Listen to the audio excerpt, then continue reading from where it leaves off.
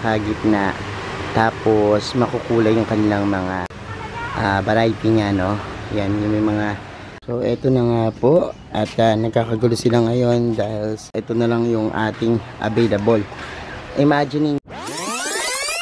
Hello everyone, this is Sir Misunabi ni Dino Park and Eco Garden, and welcome back sa ating YouTube channel. And for today's video, nakikita nyo ba yung background ko? Flowering Days, Year 7 na sa Mini Dino Park and Eco Garden. Taon-taon po, ganito yung ginagawa namin. Kapag sasapit yung ganitong panahon, talagang naiiba yung itsura ng ating garden dahil sa gaganda at namumukadkad na mga bulaklak. Ngayong araw na ito, pakikita ko yan sa inyo kasi dumating na kanina yung mga halaman na yan. Panoorin natin. Kung ready na kayo mga ka-MVP, tutok lang po.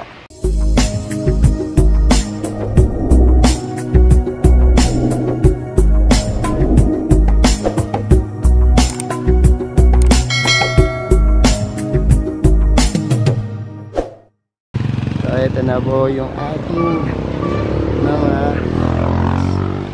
and para sa preparasyon ng Flowering Days sa Mini Dino Park and Eco Garden. And ayan na yung ating mga bulaklak, ang dami-dami yan.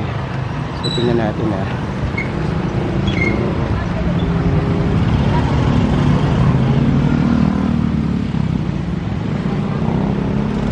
ay pa po dyan. Tingnan natin.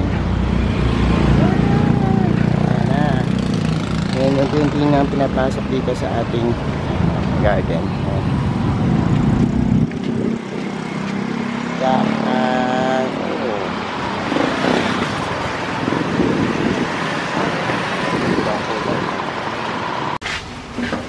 Galing magkamada.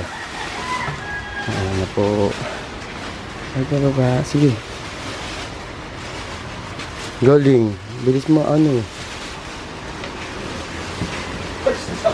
Kamada. Tago mo na lang muna dyan. Tanga ka na. Unbox mo ito. Ano lang ang box na sila? So, eto na mga yan. Plastic pa yung ating mga flowers na yan. Inihahanda natin para sa Flowering Day events natin dito sa Mini Dino Park and Eco Garden. Kita nyo? Mga fresh na fresh yan.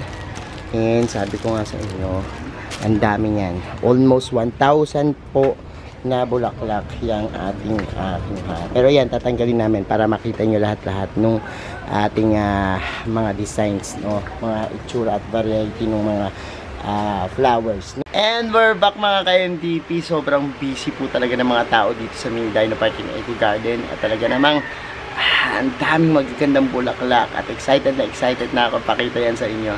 Tara, simulan natin yung ating pag-ikot dito, no, sa Mini Dino Park and Eco Garden para makita nyo yung mga kaganapan. Busy po sila. May mga nag-walk-in din kanina dito. Ang dami. So, eto na nga po. At nagkakagulo sila ngayon dahil sa pagsasorting ng mga napamain kanina. And ayan po yung mga nagawa pa nila. Ang dami-daming mga sinusortan, no? O, ayan. Ayan sila Iskiri. Tulong-tulong po sila dito sa pag ang dami kasing bumibili talaga. Kasi ang mura-mura po ng ating mga halaman. Ayan. Kay Leslie, isa lang nadagdag. So, ayan. Lagay mo nga to. Tulukuyan sila dyan. And habang nagkakagulo sila dyan, puntahan natin. Kasi kahapon ito nung ating picturean, talagang ano pa. Ito po, sold na po itong lahat ng nasa baba. Ito na lang yung ating available. Imagining nyo, for only 1 day na interval, ano, ang bilis. Yan na lang po yung available nating Malaysian Moms dahil ubod ng mura. Meron po tayong mga 60 pesos, no? Pero I think yung mga 60 pesos natin, mga ganitong klase, no, naubos na rin halos lahat, no. Mga available na lang namin is 100, 120. Meron pa kami mga nakapaso na. Ito katulad ng arrangement na to. Ayan, no. Halos 7 halaman yan, kasama na ipaso. Binagsak presyo ko na lang ng 500 pero 600 yung bentahan ko kanina. And pakita lang natin yung mga Malaysian moms natin, ano, kasi tingnan niyo po yung itsura ng kanilang mga magagandang mga bulaklak, iba-ibang klase. Usually kasi ito, ang flowering days namin parang nagsisimula siya ng October, last week ng October papunta sa November 1, no? Kaya lang ang problema kasi yung mga nakukuha nating bulaklak sobrang mahal na pagdating ng mismong araw ng November, yung halos papalapit na nagtataas na po yung presyo. Tapos masyado pang buko yung iba, tapos yung iba ang liliit, ang papayat. Pero this one, tingnan nyo naman kung gaano kalash nya, no? O ganyan kalash yung ating mga moms, Malaysian moms, ano. And ito usually mabenta sa amin yung mga puti talaga, kasi alam niyo naman yun yung mga dinadala sa sementeryo, yung mga ganitong Malaysian mamas, no? Pero marami po tayong yan, mga pagpipilian dyan. May iba-ibang mga itsura, and yung iba napadeliver na yung iba, no? So ito, tingnan nyo, oh look, ang ganda, diba? Oh, iba-iba yan.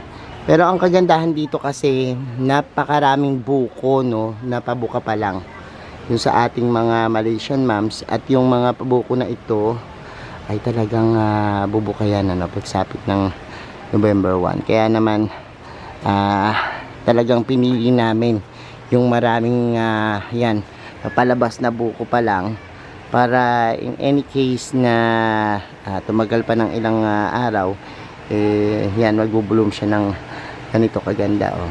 Look, no?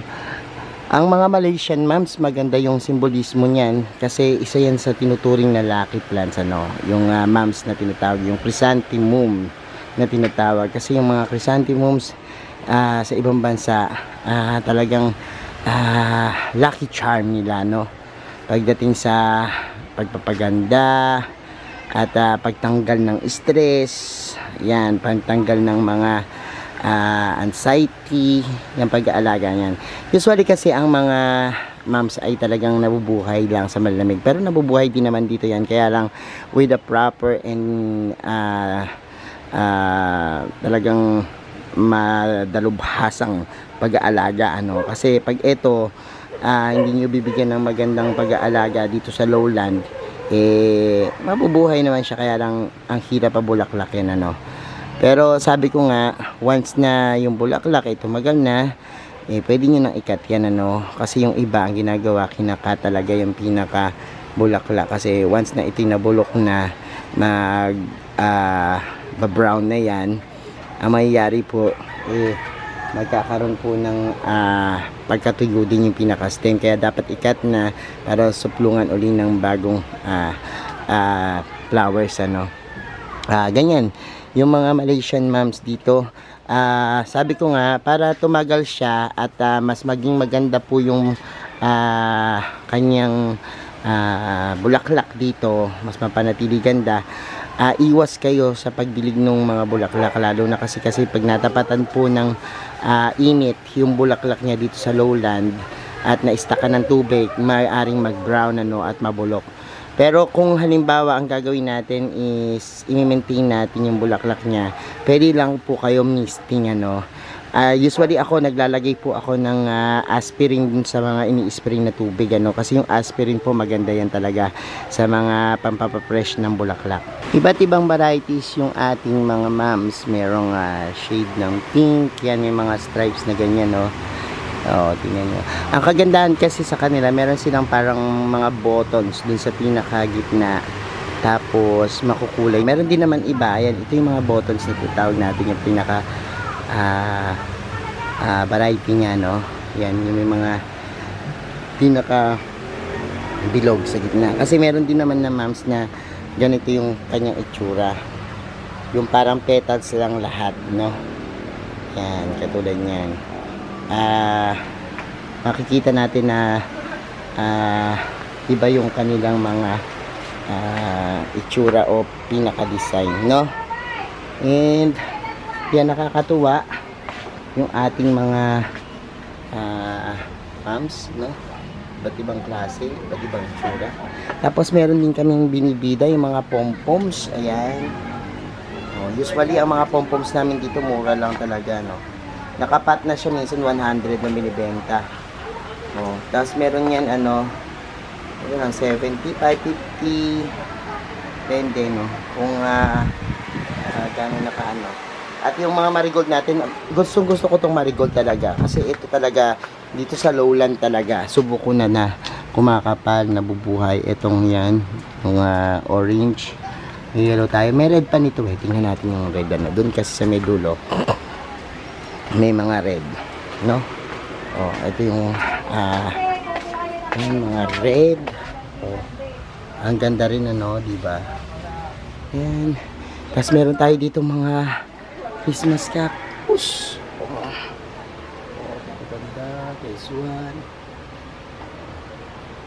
Mga crab cactus naman, oh. Iba-iba yung kulay ng crab cactus natin. Ayan, eh. Ayan.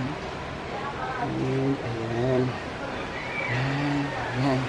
So, hindi ko pa alam kung may mga darating pa na mga plants. Pero, I'm sure meron pa. Kaya lang, mas maganda na maagap tayo, no? Kasi, para makuha natin yung mga makakapal. Kasi, minsan, hindi na ganun kasing kakapal nito yung mga dumarating, ano. Anyways, mainam yung maagap, ano. Oh, so, eto, simulan na natin yung flowering days dito. At nung nagsimula tayo, ang dami na kayo naubos. Sa mga interesado po sa Malaysian Moms, ayan, mag-message na po kayo sa Mini Dino Park and Eco Garden, Mini Dino Ornamentals or Hermes Unaho Plants na Facebook page po. Makikita nyo na yan, ano, para makahabol kayo dun sa aming magagandang halaman. So ayan mga ka-MD, pinapanood nyo na yung ating vlog for today at nakita nyo na yung magaganda nating mga mabubulaklak na halaman, ano. Kung interesado kayo dyan, pwede po kayo mag-message sa ating page, Mini Dino Park and Eco Garden, Mini Dino Ornamentals, Hermes Unaho Plants. Yan po, ano, sa mga hindi pa nagsasubscribe sa ating YouTube channel, pakipindot po yung subscribe button, pati yung notification bell para laging updated sa aming latest uploads, pati po sa iba't iba nating social media accounts, sa ating TikTok, Instagram, Facebook pages. Search na po Hermes Unaho or Mini Dino Park and Eco Garden, makikita nyo na yan. Salamat ng maraming mga ka-MD. This is Hermes Unaho, nagsasabi sa inyo ng happy planting. Bye bye.